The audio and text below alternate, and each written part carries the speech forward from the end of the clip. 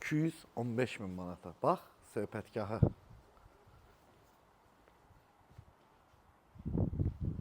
Baxdın, havuzu da var orada.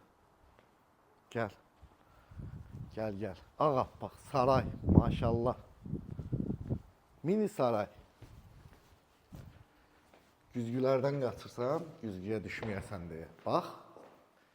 Ağappaq zal. Maşallah. Maşallah yazaq. Bax, mətbəx. Gördün? Bax, sanitar qovşağı.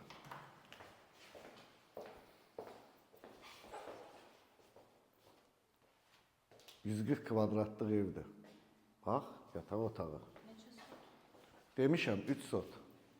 Qiymətini də demişəm. 215 min. Bax, yataq otağı, içində sanitar qovşağı.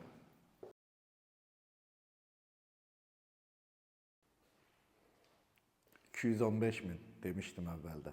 Like'larımı gözləyirəm, hələlik.